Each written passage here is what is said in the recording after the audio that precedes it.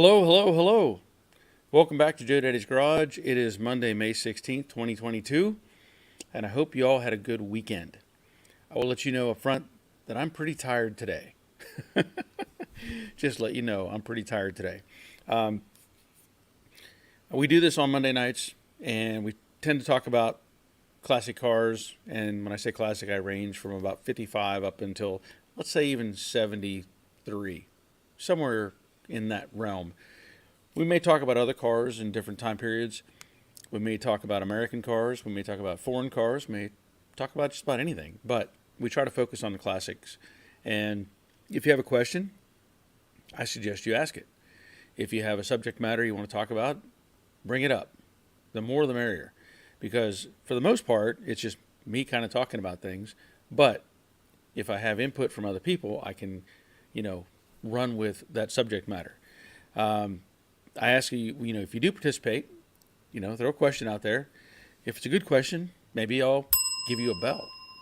And if I can give you an answer, or if I can't give you an answer, there's a group of people over here in the chat box. If they give a good answer, they get a bell.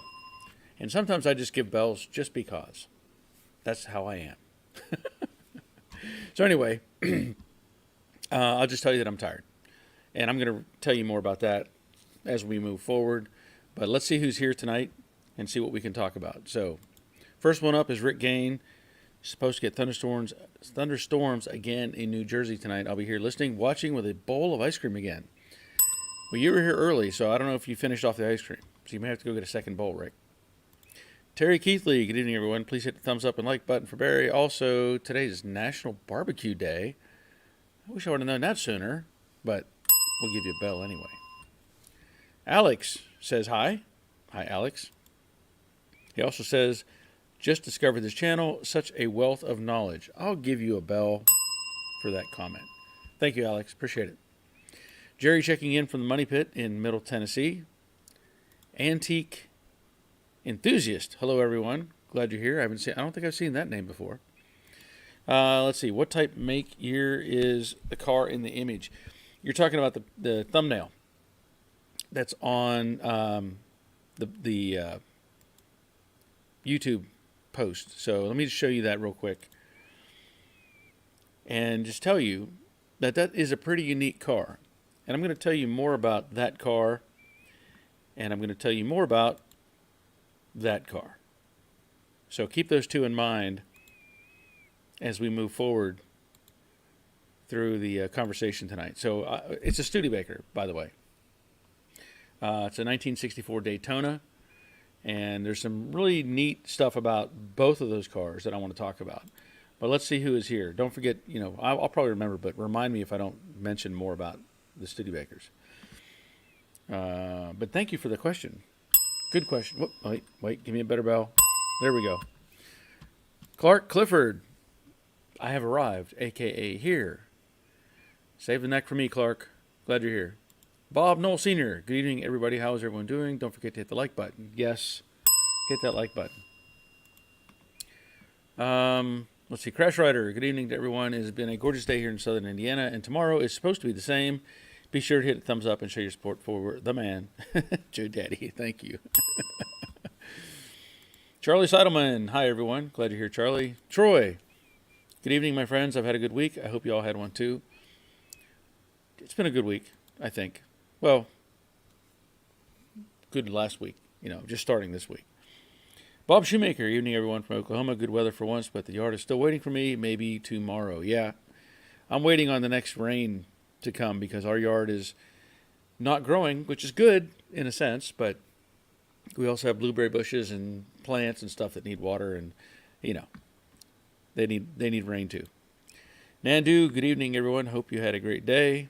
Alex, good evening from Canada. Okay. Well, I'm glad you're here, Alex. Antique Enthusiast. Oh, okay. We mentioned that. And we'll talk more about that in a minute. Doug Weingarten. Hello, Barry and everyone. Hoping all is well with you all. Glad you're here, Doug. And again, thank you for the tip. Thank you. Thank you. Mike Winchow. Hello, everyone. Mike from Cleveland, Ohio. Glad you're here, Mike. Robert checking in. Evening all. 100 plus all week here.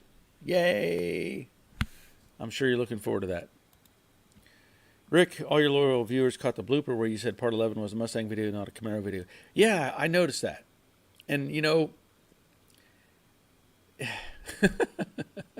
sometimes I've got something on my mind and I forget what I'm doing. I think we all do that. And I've probably said Mustang. I know I've said Mustang thousands of times on my videos. And so I guess it was just subconscious saying Mustang. But I will say that video, I was trying to get something together because I knew that I was not going to be around the latter part of the week. I already knew that. Even though I wanted to get the video out on Saturday, I knew I had commitment. And so I wasn't really, there was a lot of stuff I wanted to show, and a lot I wanted to get done. And unfortunately, you saw I ran into problems with parts. So I decided I'll go ahead and make this and show what, some of the things you need to deal with when you're working on these cars. And I was out of town on Thursday until today, really. So, and we'll talk more about that. Antique, cool, thanks, yes. Jerry, hi Barry, how do you all? Yep, it is hot here. It is hot just like Robert says, and lets me never forget. Never forget, it's hot. Brian North, you have helped me with my 68 Camaro. You're awesome. Thank you, Brian. Appreciate that. Doyle Walker checking in. Glad you're here. Glad you're here. Okay. So this past week, I went back up to Pennsylvania. My mom was having a birthday get-together for my dad. And so we, the family got together. And I went up there Thursday, spent Friday and most of Saturday avoiding them because it was supposed to be a surprise and I wasn't supposed to be seen until the evening. So that's what I did. And in that time, I went around and I visited some friends, which was awesome. Some people I haven't seen in a long time. High school classmates and stuff like that. And then I did spend some time up at what's left of the junkyard. There's not much left.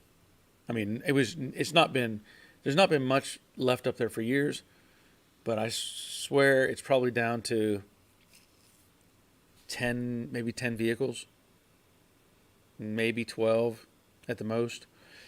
And a lot of those are just Studebakers that are rusted in half, which is going to lead me to this vehicle that I was talking about.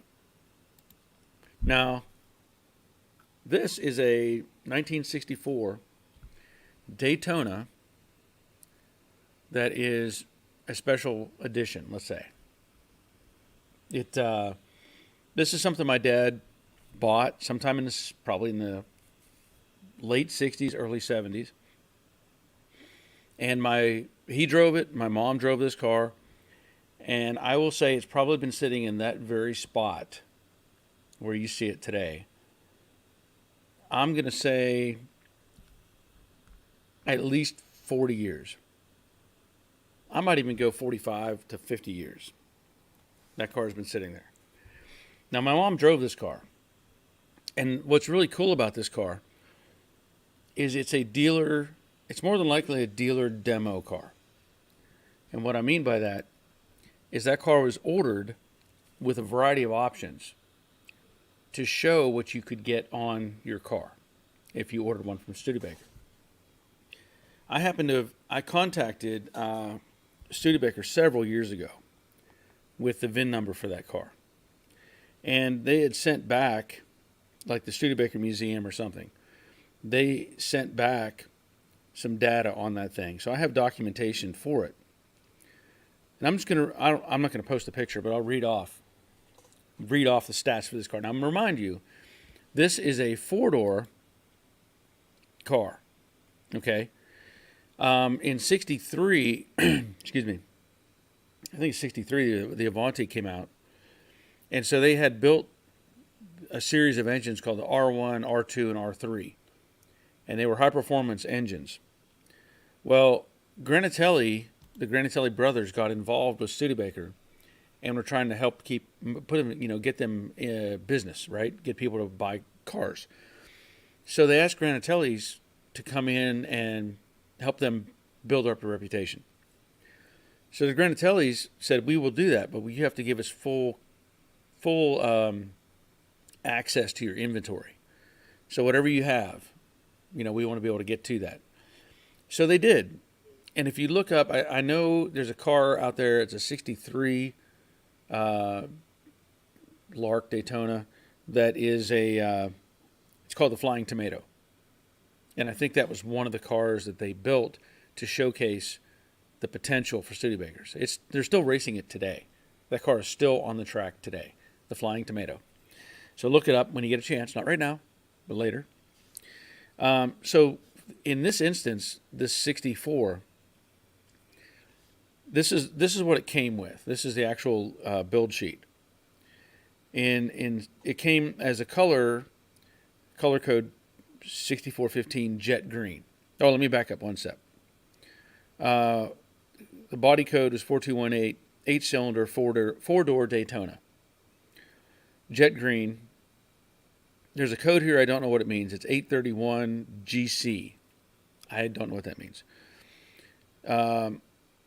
Automatic floor shift. Now remember, this is a four-door car. Four-door. This car has bucket seats and a floor shift. Automatic.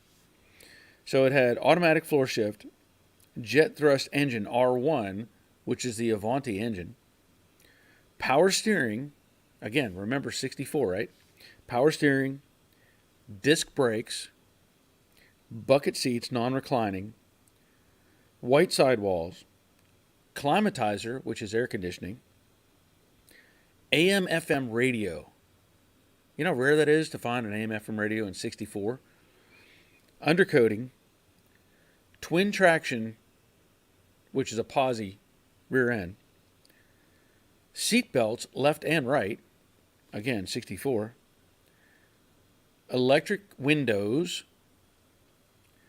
rear speaker. Most cars didn't have rear speakers, they only had the front one. 373 axle. So that thing has a 373 posi under that thing, under the back. And X79 disc brakes. Think about that. 1964.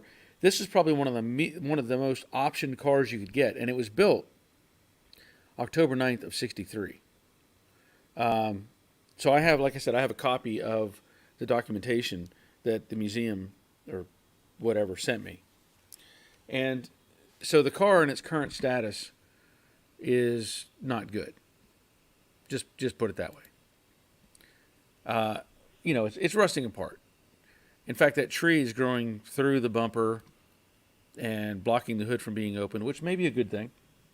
But I want to show you this car. This is basically the same car.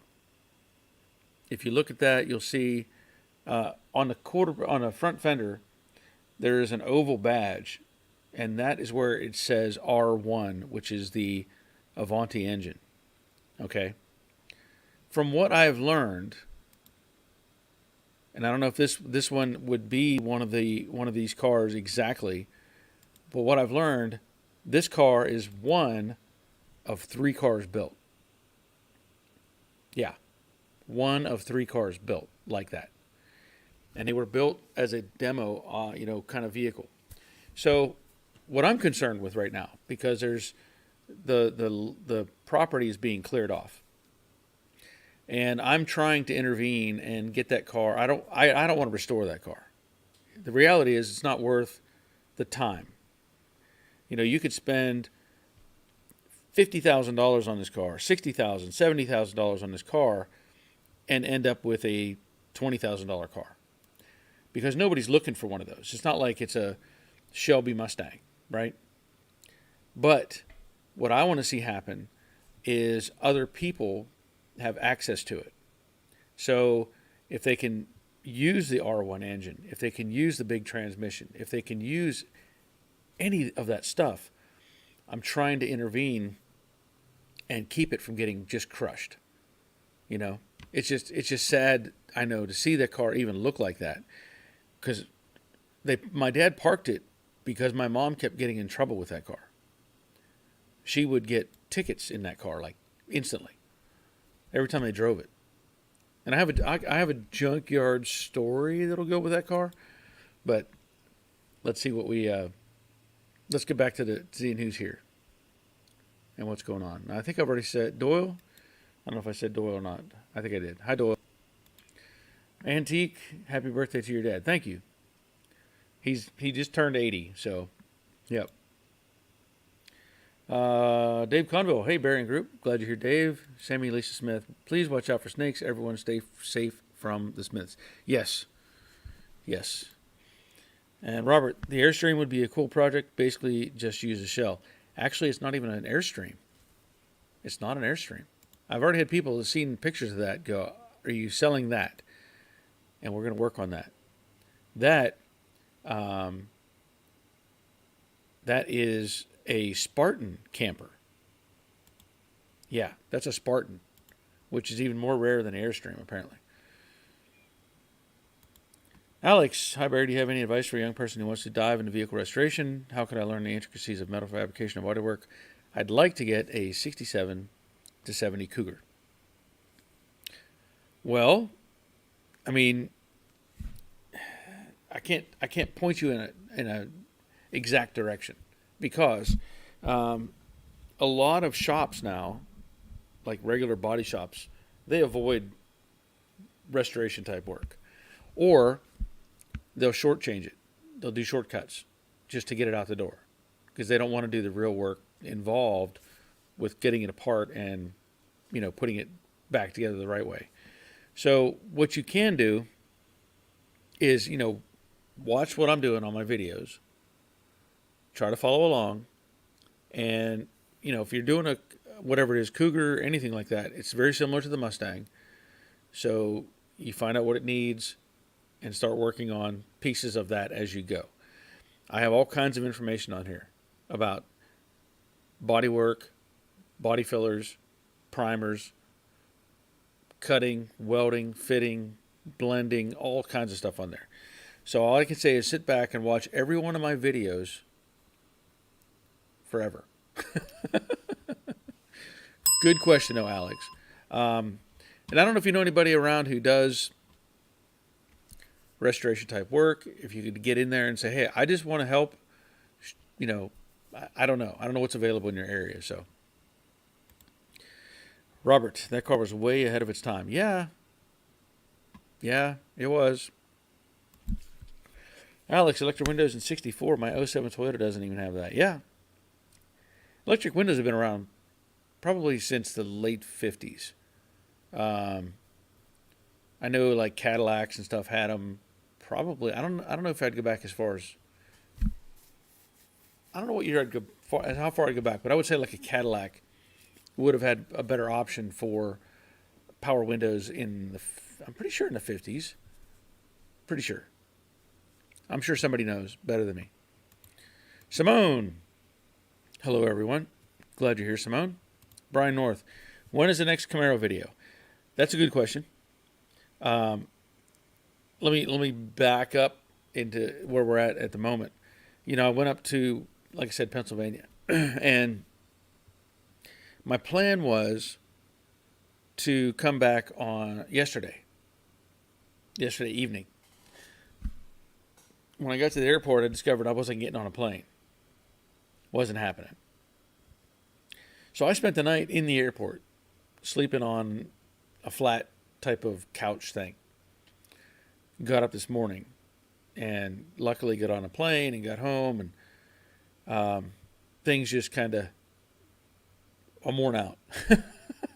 I'm tired. But what I did last week, I ordered the rain gutter things. So I talked about that, where the rain gutter finishes out the trunk sections. So that's probably what I probably can do at this point is weld in the side of the car. Get all that prepped. Go ahead and weld it in. I know it's in the right place. Get that part done, and then come back and focus on the quarter panels. So that may be what I do, is try to get that stuff done. but I want to get those pieces again, so I know that things fit, and I'm not guessing or not having to do some extra work later. So Simone says hi to Infernal. Back and forth. Okay.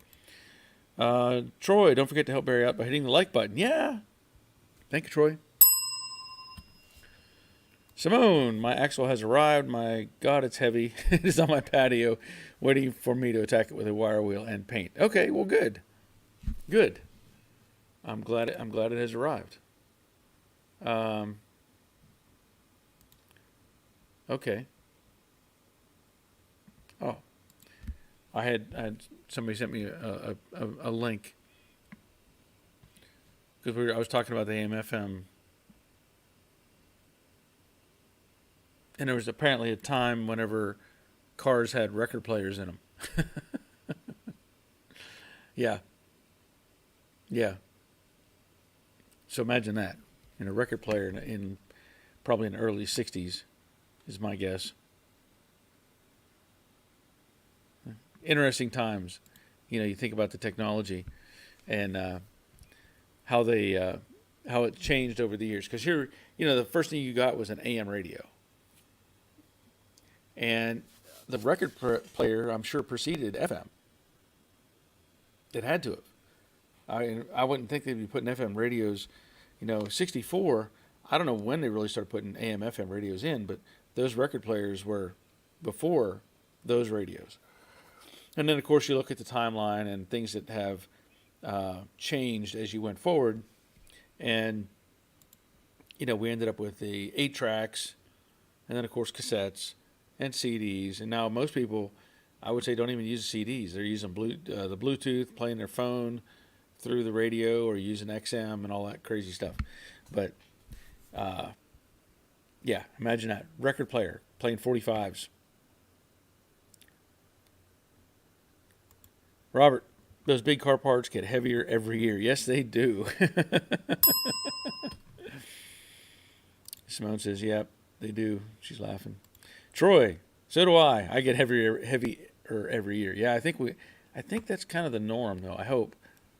I was doing pretty good for a while, but when the doctor told me to quit running, she didn't tell me to quit eating. Brian North, I have a 625 horse, 454 my Camaro. What motor is going in yours? I built my motor. I don't plan to put anything in it, actually. The goal for this car is to get it together, get all the sheet metal work done, maybe put it in epoxy, and then probably sell it. I've got other things I need to roll in here because my goal is to keep working sheet metal stuff.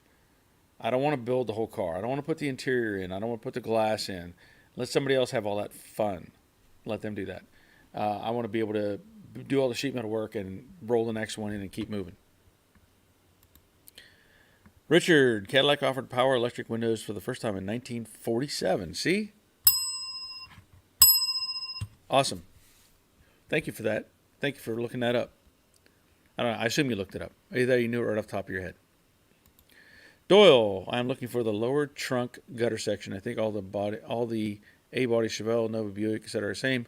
If anyone has something that will work, let me know.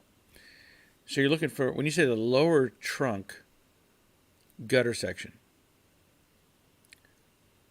are you talking on the back of the car where the tail panel meets, or are you talking up here at the deck filler panel where that meets?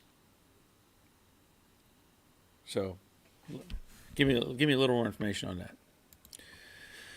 Terry Keithley, gas was cheap then. Yep, let's go Brandon. You got that right. Simone, I still have cassettes in my daily. The Cortina has an SD card slot and about 50 albums on shuffle. Interesting. I have some cassettes, but they won't. I don't have, whatever I have won't play them anymore. Shane says hello all. Glad you're here. Dave Conville. Power windows first appeared in 1940 Packard, I think. That's very possible. That's very possible. I'll just give you a bell anyway. We'll assume you're right. Clark, FM radio first year in car, 19 52 Blaupunkt. Record player first year 1968 Chrysler. Okay. Blaupunkt? Is the Blaupunkt the name of a car? I know it's a radio. Because we used to have, in that 62 Galaxy 500 that I drove when I was a teenager, it had if I remember correct, it had a Blaupunkt component system bolted to the training tunnel. Like receiver, cassette deck, amp, kind of stacked up. It was like a little home stereo system. I thought it was a Blaupunkt anyway. Wait a minute. I want to show. Where can I get? I want to save one of these photos and show it.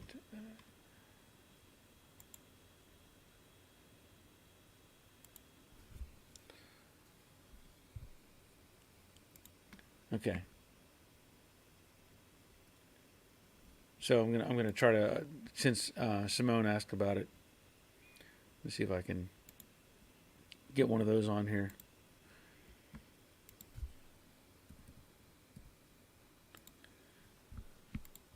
Okay. Hold on a second. We're going to back up just a second. So, Bob, one downside of building and restoring my 67 Mustang named Venus is leaving my whole shop in dust from filler. Oh, what a nightmare. Yep. That's what you need a leaf blower for. You blow the whole place out with a leaf blower. Doyle, yes, an upper tail panel. No one makes a tail panel. Okay, so that was a tail panel for, wait a minute. So Doyle, you're looking for, so what's is it the Buick? Is it a Buick you're looking for that?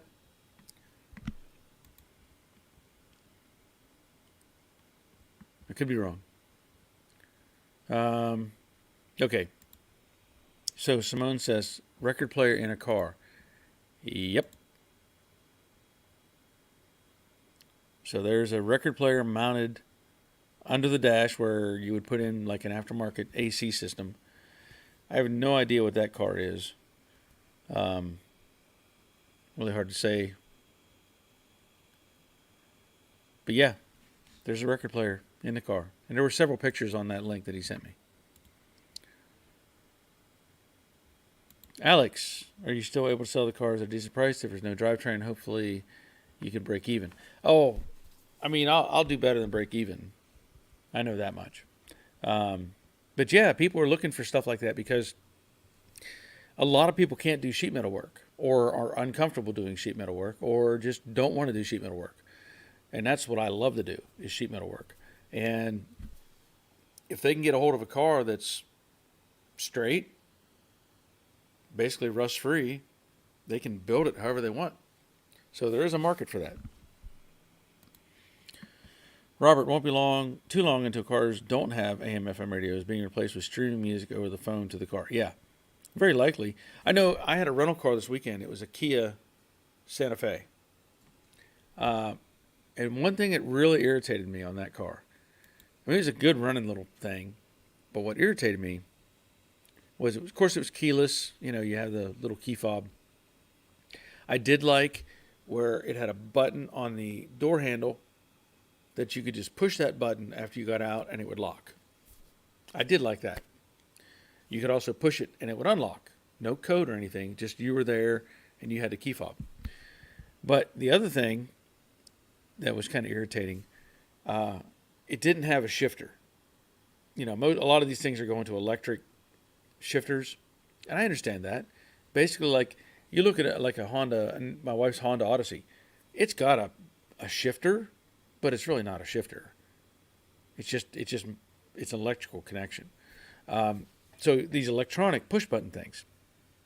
What I found was it also has an electric parking brake. It would not let me put the car in gear until I had the seatbelt in place. I don't like that. The reason I don't like that, unless there's some sort of emergency override, you think about a scenario where you're like in a serious hurry. You got to get out of somewhere fast, or I'm heaven forbid somebody's trying to carjack you or something. If you need to get out of that situation fast, you got to sit there and go, oh no, wait, hold on, safety first. Click, drive. I didn't like that, but otherwise it was a good car to drive. It did have a touch screen, big touch screen in the center of the dash. And another thing with that, as soon as you get in the vehicle, it's trying to connect to your phone. It's like, hey, I want your information. No, I didn't do that. Dave Conville. I'll argue with the record player info. I say it's a 56, 57 Chrysler that first offered in-dash factory record player. It was called Highway Hi-Fi System. Highway Hi-Fi System. Where did I see that?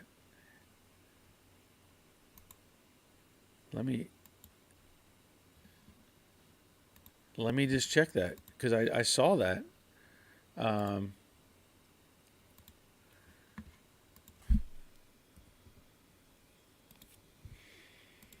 Let me see. You're probably right, Dave. Because there's the Highway Chrysler Corporation. So you get some bells for that. Let me go back up here a second. So pull that out of the way. I don't know if it says a year on there, but you're right. That's an in-dash system. Another exclusive from Chrysler Corporation. Good call, Dave. All right, so Doyle says yes, it is a 69 Cutlass that he's looking for. The where the quarter rain gutter, a tail panel rain gutter is what he's looking for. So I don't know what the odds are of finding that, but if we can find it, somebody has some information, glad to share it. Gwen saying hi, glad you were here. Bob Knoll, that is an awesome idea. Oh yeah, I'll use my leaf blower. Thanks, Barry. Yeah, I use my leaf blower all the time. I really do, because you can get behind cabinets and blow stuff off your desk or whatever. It's really good. Simone, wow, mind the potholes. Yeah. Yep. Jerry, still waiting on a left-hand fender apron and no delivery date. Sorry to hear that, Jerry. Brian, 1956 Lincoln. Is that what you're saying, the record player? Or what is that in response to?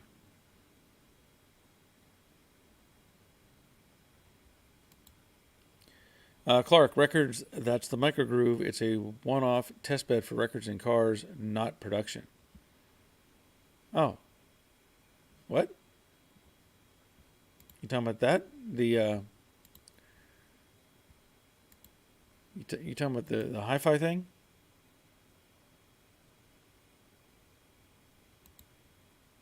Okay.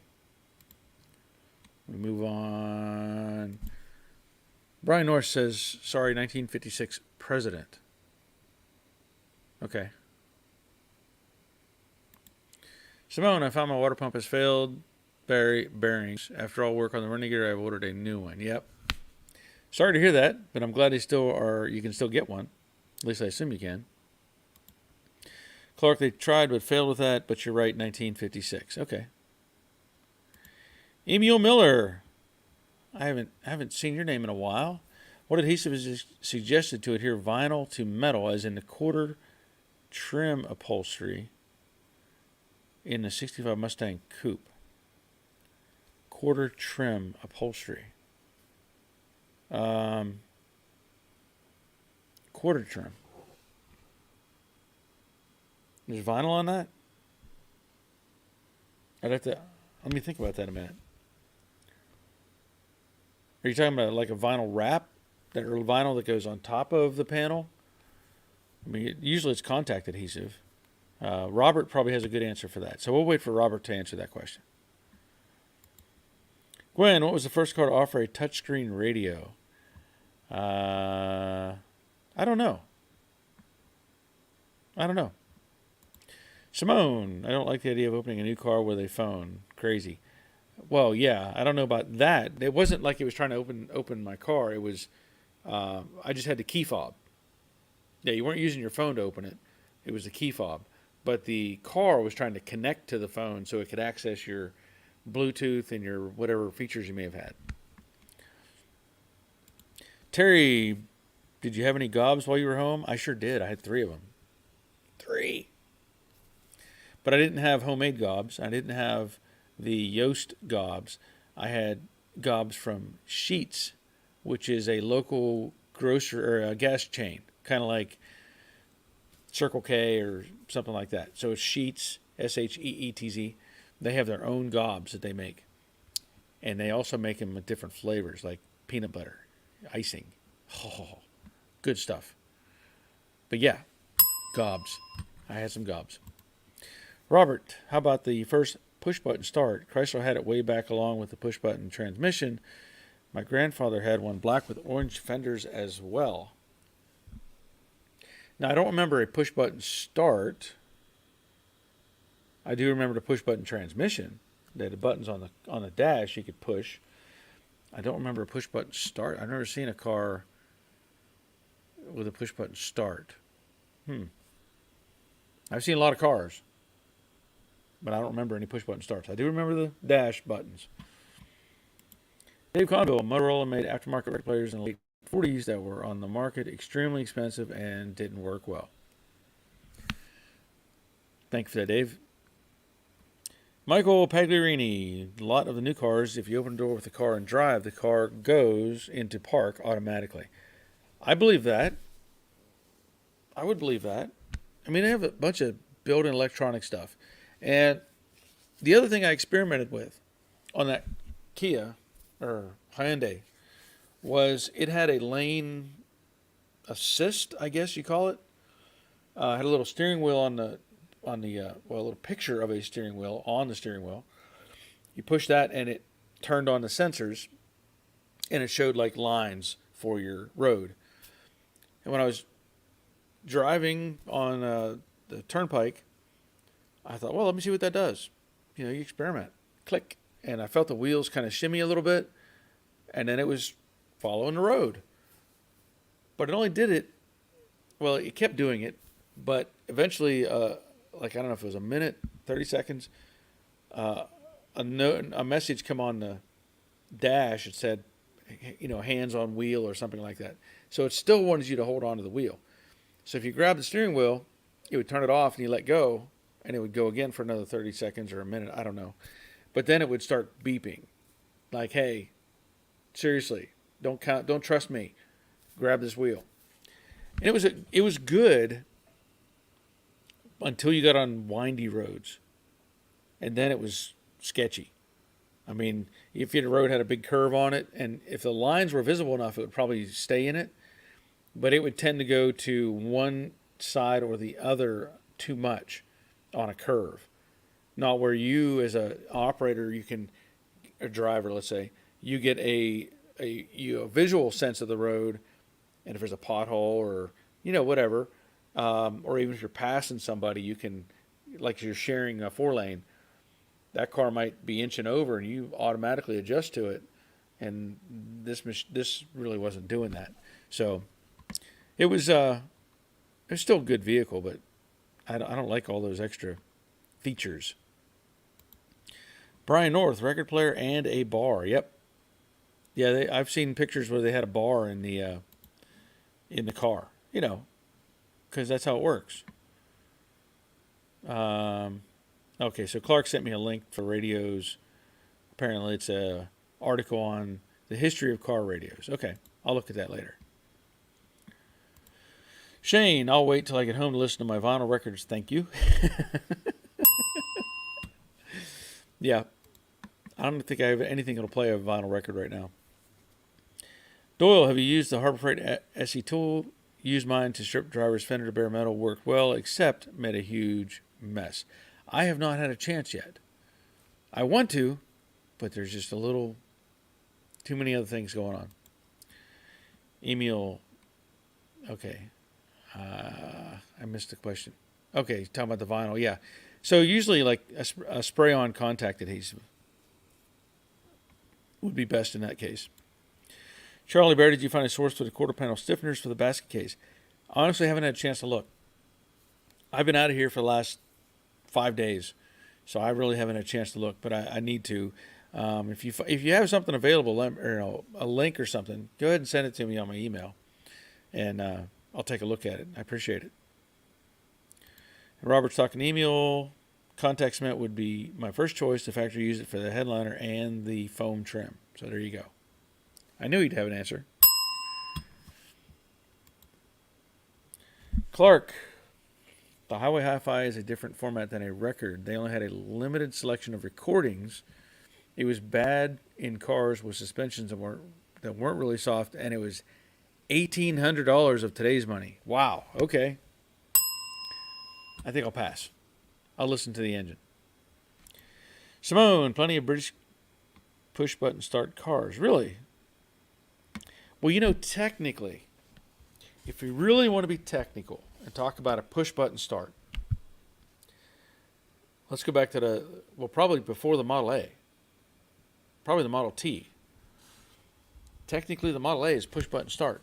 It's on the floor, and you use your foot, and it actually engages the solenoid. But we'll call that a push-button start. Henry Ford did it first.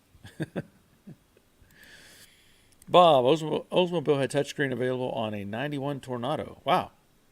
Interesting. Robert, there is a common issue with electric parking brakes that they will sometimes not disengage if you shift from park to drive too fast. Yeah, I ran into this. I think it was something. I don't know if I was trying to turn the vehicle around or what, and it was hesitant. It didn't want to let go, and I couldn't figure out what was going on. It may have been that I didn't have the seatbelt on, because a lot of times I'll start heading down the driveway and then pull on my seatbelt. We all do stuff like that, but this car says no, no, no. You put that on first, just like Mom said. Emil, what are the thoughts on Permatex headliner spray? Headliner spray? That I have not tried. As far as you're talking about, like a foam headliner in a later model vehicle, where they had the foam and like a hard foam and a soft foam, or are you talking about something else? You're talking about a Mustang. I use the brush-on stuff for the edges of the headliner.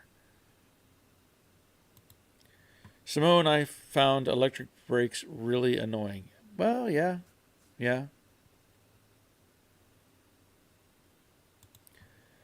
Alex, is YouTube your full-time job? Pretty much. I mean, I do a lot of other stuff. I do work on other people's cars and things like that. But currently, yeah, that's pretty much where I'm at. Robert, I've always used 3M 90 for headliners, but the upholstery supply is better stuff, but only by the 5-gallon bucket. Okay. 3M 90 for headliners. Jerry, I don't have any vinyl records, so I guess I'm SOL. Jerry, I would expect you would have had more of the something a little before the vinyl records.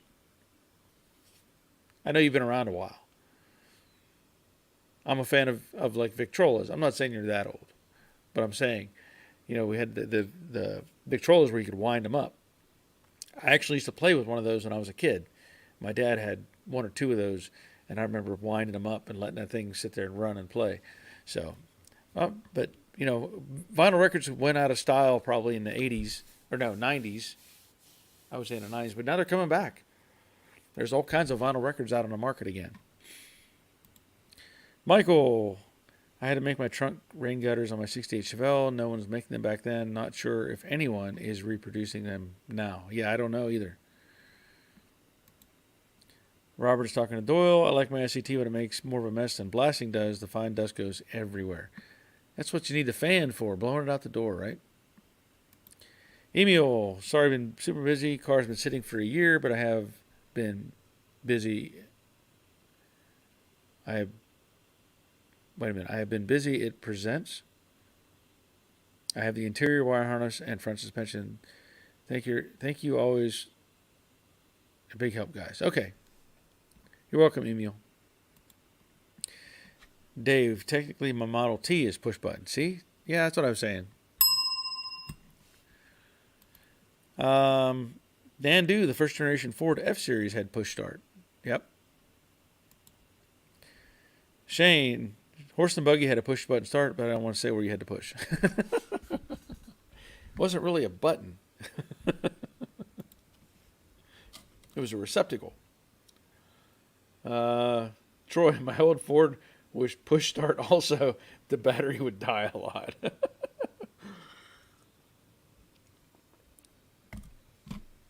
Jerry, I do have a Victrola. Not sure if it works, but not vinyl. Okay. I was just guessing, Jerry. I was just guessing. I think those things are cool.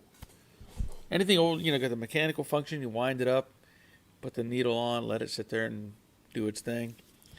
Pretty cool. Pretty cool. Oh, okay. Oh, email says buying the car presents and gifts. Okay. Yeah, I was trying to read what was there, and I was kind of lost. I've been busy. Yeah, we only missed a few words, but that's okay. So you've been buying the car presents and gifts. Okay. I'm going to go back to the picture of this car again, the Studebaker. And the reason for that is I'm going to call it Junkyard Story Time. Okay. So I'm sure most of you know I'm in my 50s. I was born in '67, and that particular Studebaker that I showed you, with all that performance stuff in it, my mom and dad drove that car, and I had, of course, I had an older brother and 2 older sisters. Well, normally you have a vehicle with 6 people in it. If it's got a center console and a floor shift, that would be your extra seat. And the story goes, and my dad has told the story many times, that particular car, as seen here, but more like that when it was in its prime, that he was driving it one time, taking us somewhere. I don't know if we were going out to eat or whatever. And I was young. I'm going to guess probably 2, maybe. Somewhere around, I don't know, 1 or 2 years old. I don't know. And, the shifter on those cars had a push button on top to move it. My brother and my sisters were in the back seat, and I was in the front seat or sitting on the console. Because, that's what you did with kids. Back then, you would just sit them on the center console because the airbag would save them. But the story goes, my dad's driving this car down whatever highway, and he's doing like 50 or 60 miles an hour, and I'm squirming around, and I hit the button on the shifter, and I kicked it into reverse. He attests to this story, and I can only take his word for it, but the tires, it was trying to go backwards because he was on the gas and it shifted to reverse. Because a lot of the later version of cars, they actually have built-in kind of safety systems to where you can't do that necessarily. So he said the tires it was trying to turn backwards and the car was slowing down and whatever. And he reached down and pulled it back into gear, stomped the gas. Now remind you, this is the R1 Avanti engine and a 373 Posi rear end under this thing. And he said he stomped the gas and he was still going forward. I don't know how fast he was going, but the tires broke loose going forward. So it went from going down the road to the tires going backwards to the tires breaking loose and going forward again. And like I said, this car had lots and lots of power. And that's what it would have looked like in that time frame. Unfortunately, it looks like that.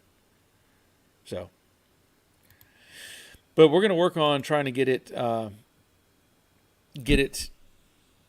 something done with it. I can't say, long time had delusion of trying to save that particular car. And what I mean by that would be to save it by buying another 64 Daytona and swapping all of those performance parts into that car, including the VIN plate, and cloning it in effect, and letting people know this is what it could have been, right? Because the car itself, right now, if you open a door, you see dirt. That's how bad it is. There's dirt. So there's really not much you can do to save that one. I know I could save it, right? We could say, oh, save it. If you throw enough money at it and pieces and parts, you can save it. But the reality is those cars aren't bringing 50, 60 grand. One of those cars I saw for sale about 2 years ago, I was over in Europe, I believe. They were selling it for like 12 or 15,000, and that was it. And it was in nice shape. It was really nice shape, because there's not enough people that know about them or are willing to take it on and say, I love this car so much that I'm going to throw whatever amount of money I want to at it and make it whole again. Because you got to have some return on what you invest in. So that's where I stand with that thing. Clark, I think you should fix that Studebaker. I would like to, but it would probably take, again, tens of thousands of dollars, a donor car, and I don't know how much time. I opened a door on that you can see the door is dropped. So there's either no A-pillar or the hinges are gone or something. It's really, really bad. It's really bad. Steve's Money Pit. Hello, Barry. Nice car. Well, it could be. Could be. Hooked on Classics. I hope you can get it fixed. Yeah. I'm hoping that somebody else will take it on. That's my plan right now, because honestly, that car was going to go to the crusher within the next couple weeks. It was going to get hauled off and just destroyed. And I'm trying to intervene and get involved with it and stop that from happening. Dave, there has to be some benevolent member of Studio Club that would see it get used or restored. I'm sure they have a Facebook page. Yes, it's being worked on. I am pursuing people to try to get people involved, and if nothing else, all the parts can go somewhere. The R1 engine, the big transmission, the differential, the disc brakes, all those things, all the goodie parts. Because like the interior is shot, everything is shot, and you just don't go buy Studebaker parts. It's not like you just, like a Mustang, I need a floor pan, boom, there it is. Or well, what used to be, boom, there it is. Now it's, hey China, where's my floor pan? So Simone says maybe not. Yeah, it's pretty bad. I can't have any pictures I can put up right now. Troy, there is someone out there who could use it for a parts car. Yes, I've already had people contact me. Essentially, I'm working on it. Simone, if the floor pan is gone, it might be a challenge then. Yeah, like I said, it's. I would want to buy a whole nother car, find a 64 4-door that's complete and solid enough that even if it needed a little bit of work, that those parts could transfer over. I don't really see any other way to do it. Shane, when I looked at Eileen before I bought it, I thought it had the strongest looking floorboards I ever seen, until I realized I was actually looking at the guy's cement driveway. That's funny. That's funny. Terry, what was the horsepower rating? I don't know for sure. I don't know. Somebody else, maybe Dave knows. Somebody else have to Google the R1 Avanti engine, because they had an R1, R2, and R3, and they actually had later on plans for an R4, I believe. That was crazy. The R1 was a basic performance engine. The R2 had a supercharger on it. Then the R3 had some other upgrade. I don't remember what. And I think somebody has built I don't know if it was a Avanti where they put on two superchargers. Now picture this. We're talking about a car. Well, Studebaker was putting superchargers on cars back in the 50s. I know there were superchargers years before that. I know that. But these were regular production cars coming out with superchargers on them. And they had McCulloch was one of them, and I forget what the other one is. There was two different brands of superchargers they used. Won't come to me at the moment. Simone, I was shocked at the state of TC's floors, but I managed to fabricate it. Quite a challenging first welding job. Well, good. Give you a bell for good bell for making that happen. Gosh, I can't remember the name of the two superchargers. I know McCulloch was one of them, but I don't remember the other. I don't know the horsepower of the Stud. My triple car knowledge does have its limits. Yeah. Well, see, and here's another cool fact. At least I believe to be a fact. Somebody has told me, and I'm going to have to assume that it makes sense. Because you could order a Studebaker with a supercharger on it. Supposedly, they built all of their engines to be able to take a supercharger. Because if you think about it, if you're going to be producing cars and you're not going to build specialty engines just for like one or two cars down the line whenever it's an option for everybody. So my understanding is they would build the engines to supercharger specs. So I guess it had a stronger bottom end. And then if you ordered it, it was just a bolt-on type of thing. That's it. Robert Paxton, yes. Yeah. Well, if I understand, Paxton is one of the names for what they use on the Studebaker, and I'm pretty sure McCulloch, however you say it, was the other one. And again, there's if you looked up R1, R2, R3, all that, it would show you the differences in the engine combinations. I don't know what the horsepower rating was.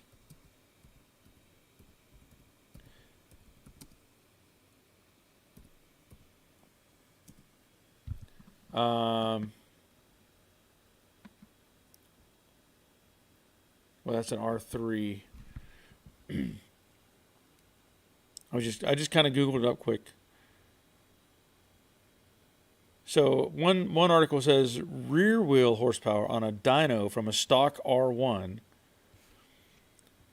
on 100 octane will make 240 horsepower. That's what it says. 63 Lark with a 289 engine, Studebaker 289 was making with the R1 was making 240 horsepower. And then there's another one from Hemmings Motor News. Well, I don't know about that. That was 5758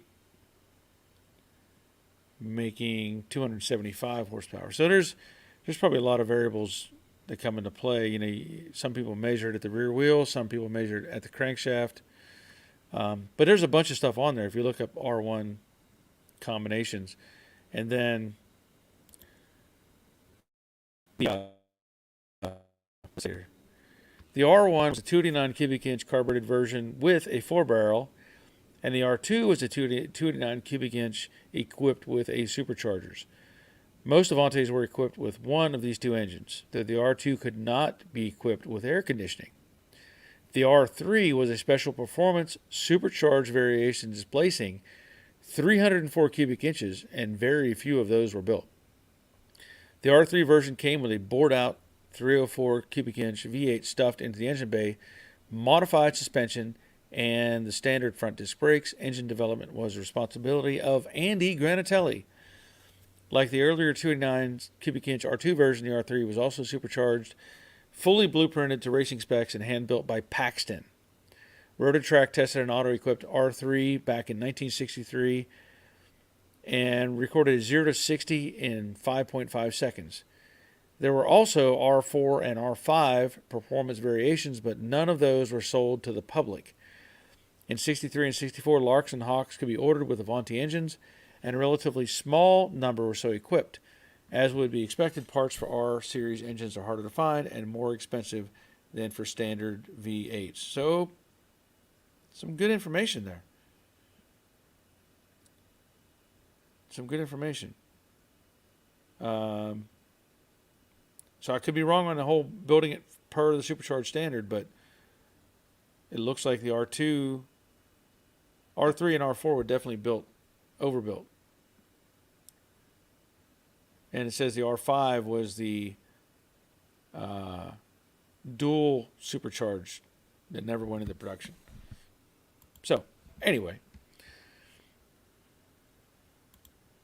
Troy, R1 is a high compression. It's about 10-to-1 version of the standard 289 with more cam for increased horsepower, 240 horsepower. Thank you, Troy.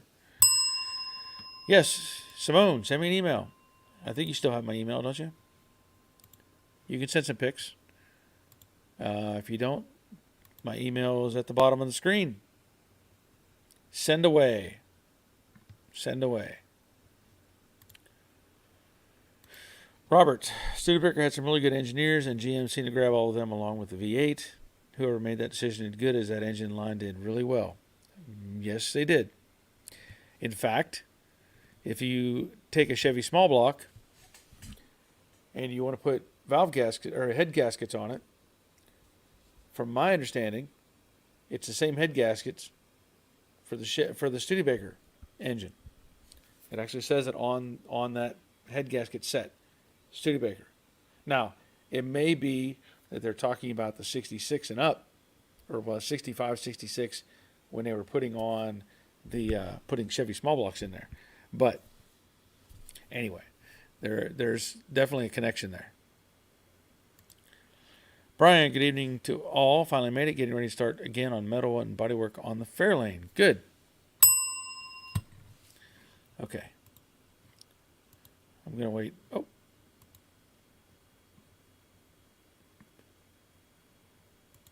I'm going to see if I can get these pictures up. If I have enough space on my board.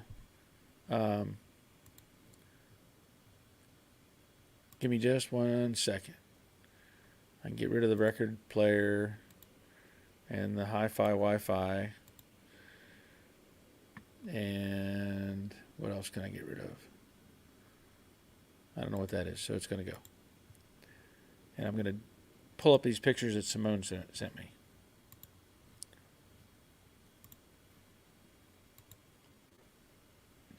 So we got to wait for the satellite to bounce it off the clouds and all that stuff and see what happens. Okay, so there's one. So I'm going to show, let me pull this off quick. We're going to go back to Simone. She says, thank you, sent.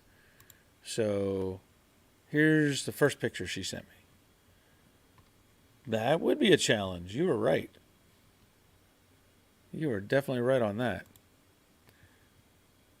Because that's a pretty complex area there. You've got, looks like inner rocker, floor pan, maybe part of the outer rocker even. So you had to rebuild that. And there it is, cut open. Yep. And look at that. So you had to customize. You had to make like a piece here and a piece there and put them together. I understand that. I'm just noticing also the floor pan. I'm assuming we're looking forward. So you've got some bracing going on. Looks like a floor kind of cross member up on top and the tranny tunnel by the looks of it. That's you know, you look at these cars, you look at how we build them in the States and how they're built, you know, these over in Europe, and some of the ideas that they incorporate and the differences. But that floor looks good, Simone. Looks solid.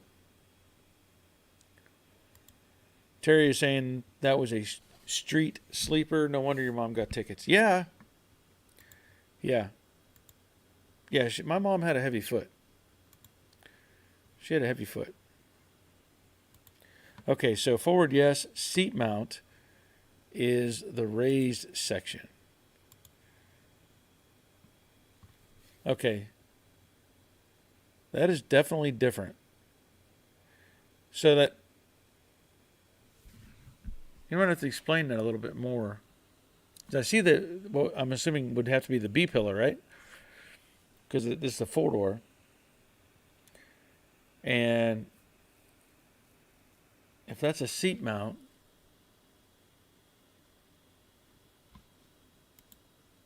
I'm not sure how that's let me go back and look at these other pictures. Because there's that. Yeah, that was pretty rough. Okay, so now I can see that seat mount. I don't understand how I'm confused by that, because is that for the front of the seat? And are the raised portions in the back, like where you rebuild, is that where the back of the seat mounts? It's interesting either way.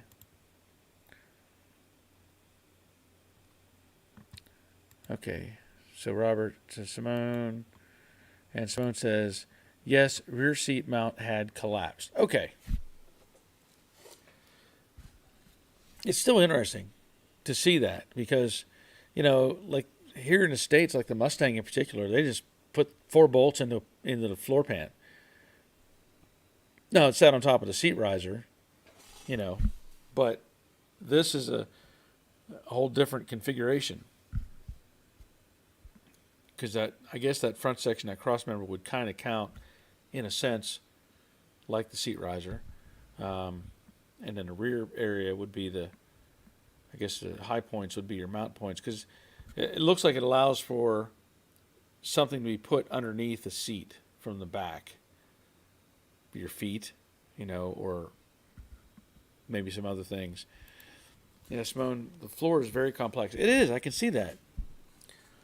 I mean, that is very complex. You compare that to a Mustang or something where it's just flat metal with a seat riser in the middle, or even a Camaro.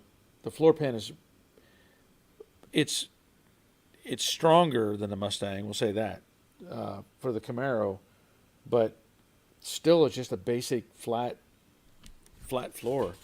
And different approach. Different approach to different cars. So glad you shared the pictures, though. It gives us a chance to see some of that stuff, because we're all used to what we see from American cars and how they're laid out. But what else am I going to mention? Talked about the Studebaker. There were several other Studebakers up there, but they're going to get crushed or hauled off, because literally they are. I had some pictures of a Hawk, and the Hawk was up on blocks, and the back frame and the bumper were on the ground. It was just falling apart. There was a convertible up there. It was falling apart. And that's about it. There's not much else. Simone says, I did film the welding. Okay, so you have it on video. You have it on your channel, I assume. That would be kind of fun to watch, because there's a lot of intricate pieces.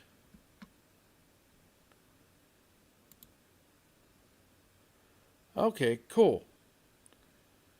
All right, so I now have a link to the quarter panel trunk stiffener plates.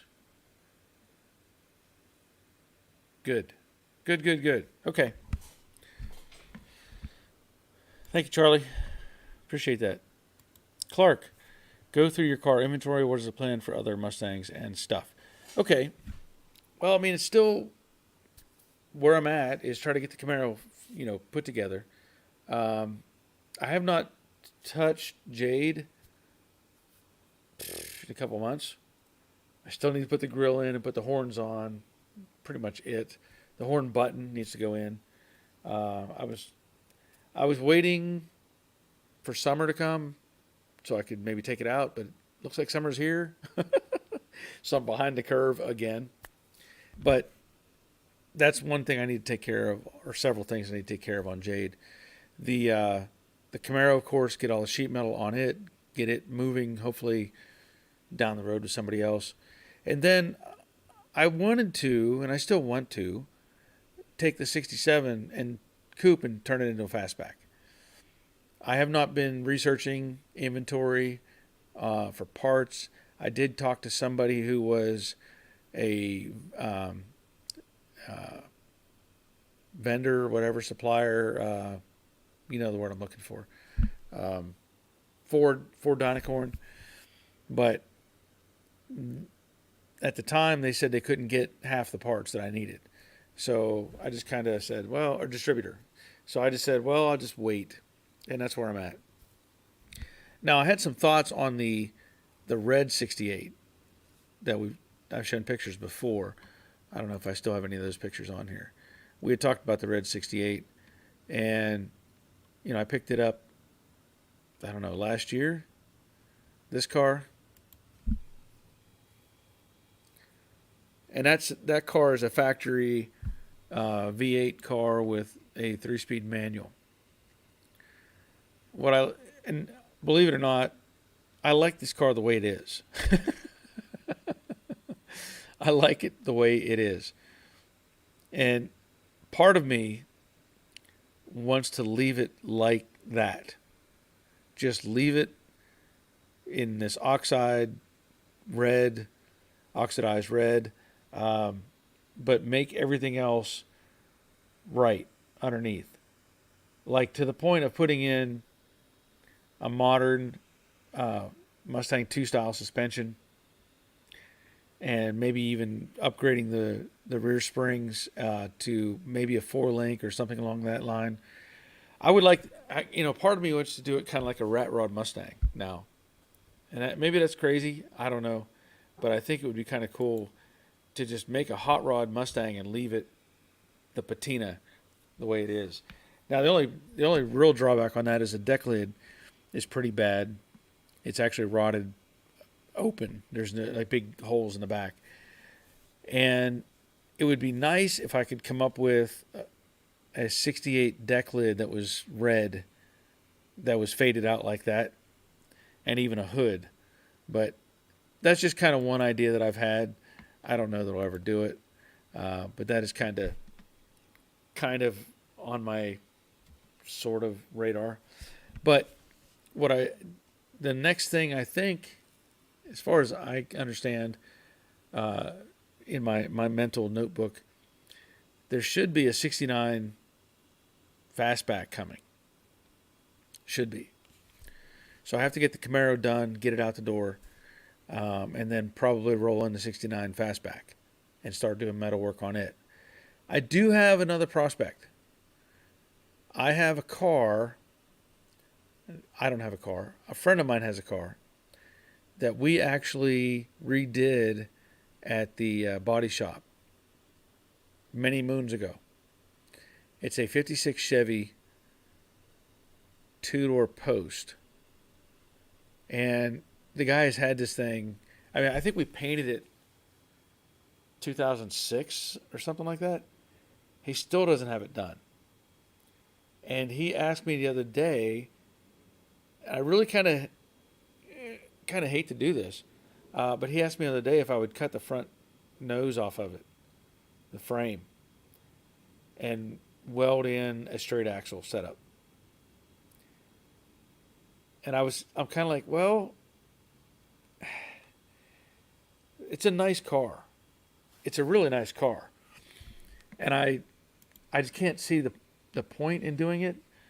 I mean, I get it. It's something he wants to do. And the reality is, if I don't do it, he'll get somebody else to do it. So I'm kind of looking at maybe doing that, because that wouldn't take that long. I could probably do that one relatively quick. Let's say, you cut it off, you do all your measuring and fitting, and get it in place. I'm just trying to see if I have pictures of it. I know there were pictures on the Joe Daddy Facebook page of that car, and I'm just curious as to when that car was at the shop. Because we did, I don't remember what all I did to that car, honestly. Um,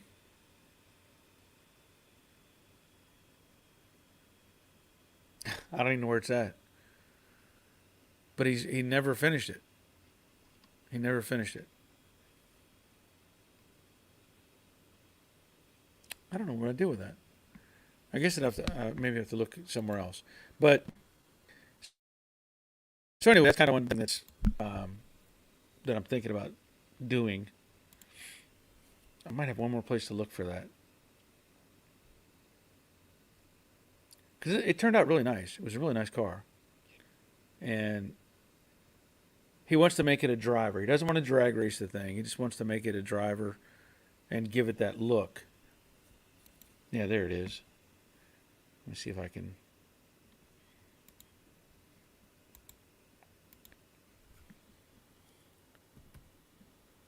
Yeah. So, let me see if I can add that picture real quick. Nope, don't want that.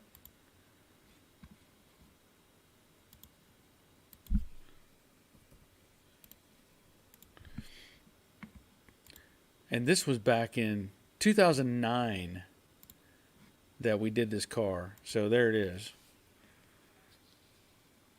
2009. And like I said, he wants to cut the cut the snout off of it, I guess you could say, and weld on a kit. I think the kit is from Checkered. What did he say? He sent me a link to it. Checkered Racing. So if anybody has heard of Checkered Racing, let me know. But anyway, that's the car that he's considering doing, or wants me to do. Let me see. Let me pull that picture back down. Comments. Okay.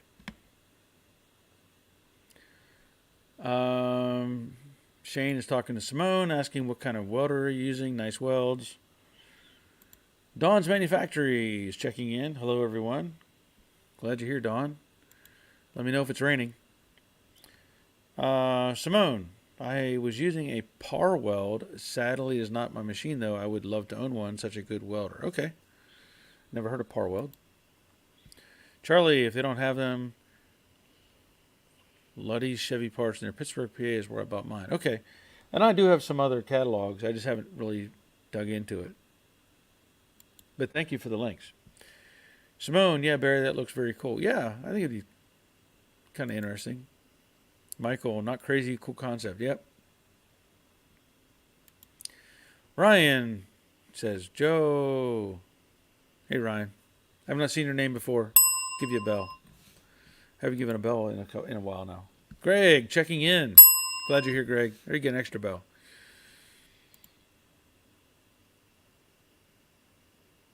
Dave Conville, ugh, straight axle on a Tri-5, pointless and boring. Yeah, well, not my choice. Ryan, tell us please about Jade the Mustang. Did you put in a booster? What was the size and did it sit well? A booster? What are you asking me, Ryan? Brake booster? Or are you talking about something else? Charlie, yes, Checkered Flag puts out nice stuff. Yeah, this is, hold on. This is Checkered Racing. So not Checkered Flag. I don't know. It just says Checkered Racing in Spencer, Indiana. Andy, I've got a trunk lid for my red 67 Coupe project you could have. It's got some rust on the underside, but not on the outer side. I'm not sure if it's as faded as yours, but it's probably close. Well, I might have to take you up on that, Andy. If you would, send me some pictures. Send me some pictures to my email if you get a chance. And let me know. because I've got to if I'm gonna do something like that, I really need to have all the pieces look similar. Because the trunk that's on that car right now, it's no good, and it's where's that picture at? Really can't really see it, but it's like blue. It's a blue trunk, and I'm just not happy with the blue rusted out trunk that actually had a luggage rack on it. This car also had a hitch on it. Yeah, had a hitch mounted. I think it's still on it. Maybe I should leave that. Maybe I should leave the hitch on it, right? People love that stuff. Charlie, new subframes, etc. for Camaros, Novas, etc. Oh, okay. Dawn, yes, it is raining, but at least tomorrow we get to have rain.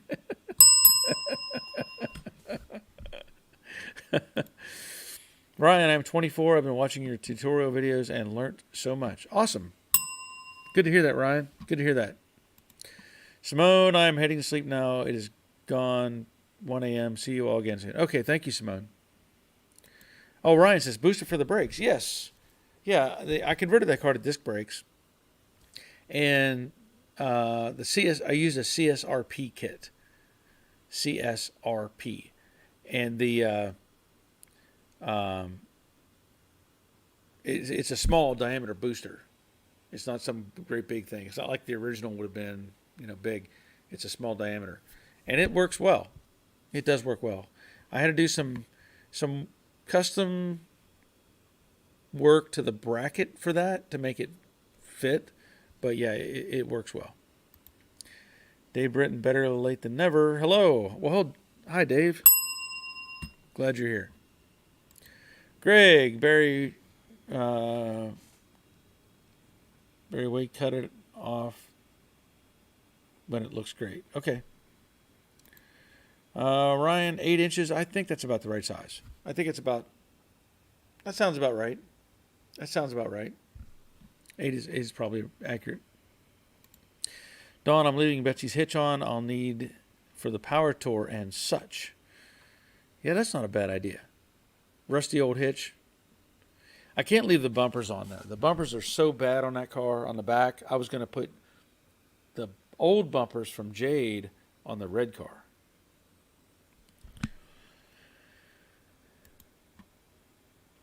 Yeah, 8 inch. Yeah, Ryan says I am stuck with the booster. It's driving me insane. Okay, well, I don't know if I can give you any good advice on it other than look at the video that I had on Jade. I don't know what number it is. Early on in the rebuild, and have a look at what I used. So Greg is saying, hi, Simone. If you want to send me some pictures, send it to that email at the bottom of the screen. joedaddysgarage@gmail.com. You can send it there. Oh, and let me tell you. Oh, wow. Don says Betsy tows a 1946 Higgins camper trailer. Cool. That's cool. I'm going to bring this up just because. But recently, I mentioned in probably, I don't know if my latest Camaro video,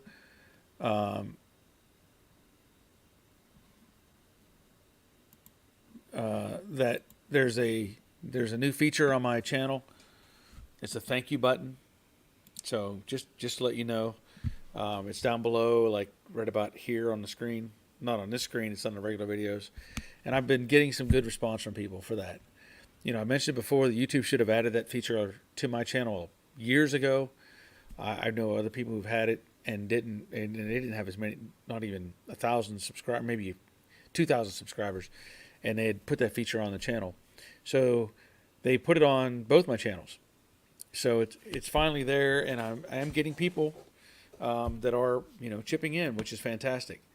And of course, I still get comments from people saying, thanks so much, and I get it. I'm glad to share information, but I also like to see a little tip here and there. It's always good. Ryan, what's the best way to blend primed body filler with black paint? Would you recommend sanding the black paint down and repainting it all? What's the best way to blend primered body filler? Well, you're saying it's primered with black paint? Is that what you've done? What kind of paint? I guess I'm kind of confused by what you're trying to ask. So, blend. Okay, so you put body filler on, and I'm assuming you block sanded it, and you threw some black primer on it, and it didn't work out the way you expected or something. You can sand through the paint if you want to, and apply more filler. It's probably the best route to go. I don't know what kind of paint you've used. I know it says primer, but okay, so the car is black. It's now a wide body car after soldering on a wide body kit. Okay, so what kind of car is it? So a wide body kit is soldered on, and you're trying to, I guess, put body filler on to smooth out the transitions.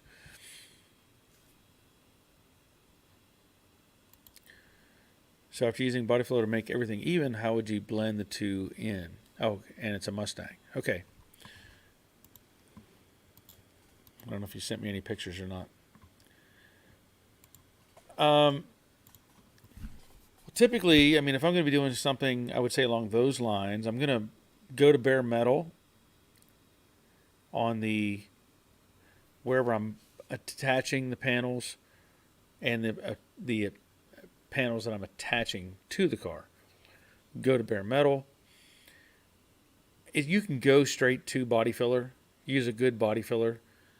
Like I use a Rage Ultra or Rage Gold. Use that. Or you can spray it with epoxy, get a foundation going, scuff it, and then start adding filler. But in this case, I'd be tempted to go to just straight bare metal. And then it's a matter of figuring out what you want to do for the transition, how you want it to shape. If you're working on the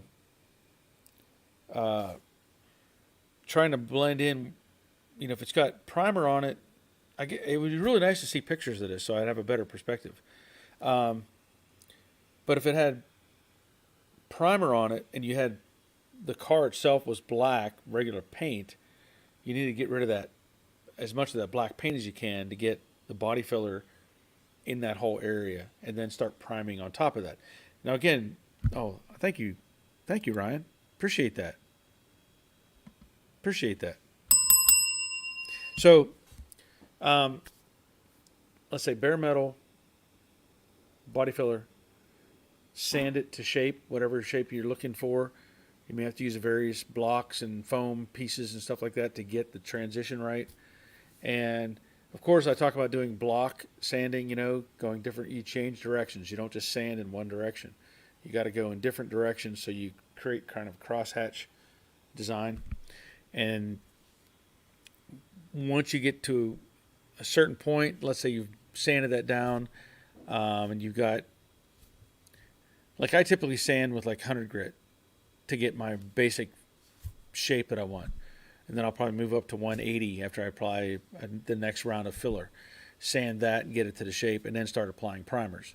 So I'm not sure if this is answering your question very well, because I'm looking at it from a whole different perspective. Normally I wouldn't mess with like a flare kit or something like that. So it's kind of hard for me to give you an easy answer without having it in front of me. But I hope that makes sense. I hope some of that made sense to you.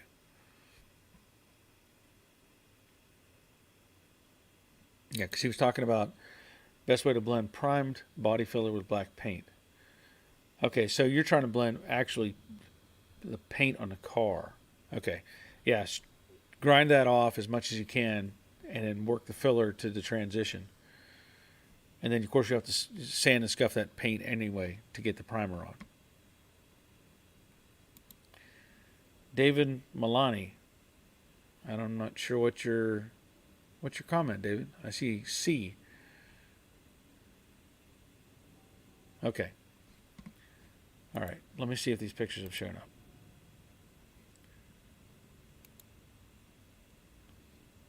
I hope if you sent them to Joe Daddy's, no apostrophes or anything. Just like it says on the bottom of the screen, Joe Daddy's Garage at gmail.com. Because I don't see them showing up.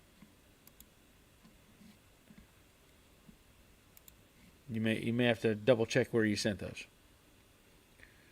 Doug, tipping is my best way of thanking you for your expertise and knowledge. Yes, and I recognize that, Doug. I thank you.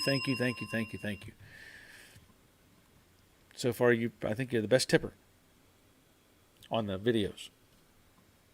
I appreciate that. Ryan says, I just emailed you the photos so everyone can see. And I don't see them coming in. So you might want to double check where you sent those. Because if you don't have it just like it is on the bottom of the screen, it's not going to show up. So it's just J-O, not J-O-E. J-O Daddy's Garage at Gmail.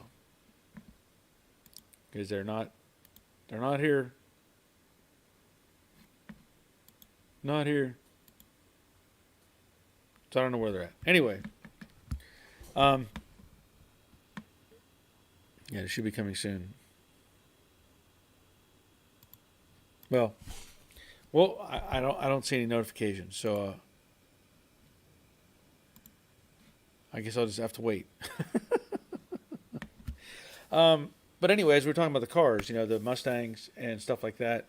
I have had other people contact me about doing work on their cars, and I've had some people ask me about doing sheet metal stuff, and I'm not against it, and that's what I want to do, but I have to be able to have the space to get them in, and that's kind of the hard part. I've only have so much space. I don't like to have. It's not like a body shop where you have room and people are rotating cars through the system to try to stay busy. Let me see. Okay.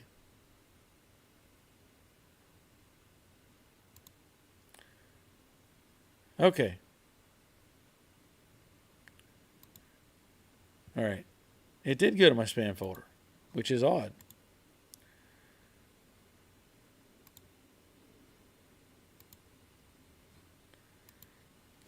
Okay, so we're gonna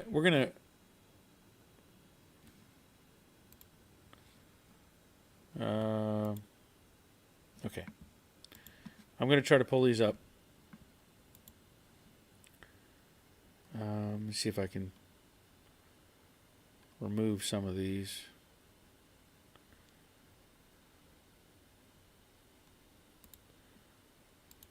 Because it only allows me to have so much, so many pictures in my inventory here. So I'm going to try.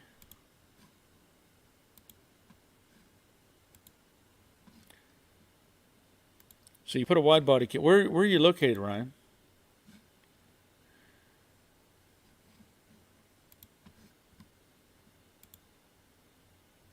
Where are you located? So here we go. This is what he's working on. Now I see what you're talking about. Okay.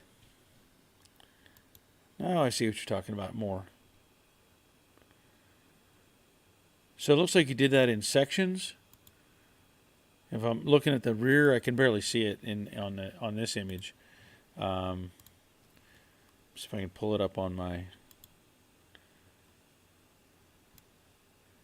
Okay, now I see it. Now I see it. Okay, so you did that in sections. Gotcha. Let me add one more on here. One more on here. Now it says I got too many pictures. Go for one more. See what this brings up. Come on. There we go. That picture. Yeah, that one doesn't help much. Okay. So yeah, as you're talking about this first one here, you got to get the black paint off. You don't want any, unless you've already scuffed it where you have the filler overlapping on the color, you need to get all that off of there. So go to bare metal if you can. Work the transition so that it's got a smooth line going from your flare kit to the quarter. And then, if you have the body filler in place, then you can start adding primer. But I don't know without knowing the condition of the rest of the car, I mean, the paint looks good from what I can see, but I don't know. You're going to probably end up repainting the whole car anyway. Or you may be able to get away with it because it's black, just repainting the fenders and stuff. But you probably need to find out if there's any other filler or bubbles or anything like that and work those out as well in the process.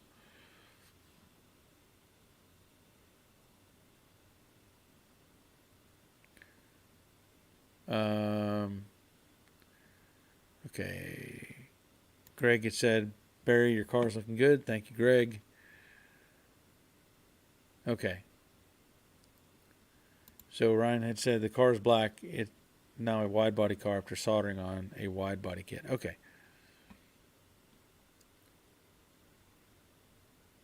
Hold on just a second. Rick Stevenson. Hey everyone, sorry I'm late, but busy night at work. Okay, glad you're here, Rick. Ryan, Mexico, unfortunately. Okay. From London, living in Mexico. That's interesting. That's an interesting route to take. And Ryan, I basically extended the original sheet metal, which was there. Okay. Well, I can see a little bit of transition issue on the front quarter. Just the curve is a little bit off, and I don't know if it's because just the angle, but got to be careful with stuff like that. Make sure the details are right before you put paint on it and stuff. But basically that's what I'm getting at. Go to bare metal, make the transitions, add primer, check the rest of the car to see if it's got any other issues, and rework it to where you can repaint the whole car. So, and you're welcome, Ryan. Okay. I can feel it. My voice is starting to get rough. My throat's starting to get rough. So I'm probably going to call it a night. But it's been good. It's been good. We've had some interesting subject matter. We've had some good things to talk about. People sharing stuff and doing different things. Sorry you got here late, Rick, but probably going to have to run. Keep getting that thing right there in my throat. It's like something's pushing on it. So thanks everybody for being here. I do plan to work on getting a video together for the Camaro. It'll be part 12 in the series.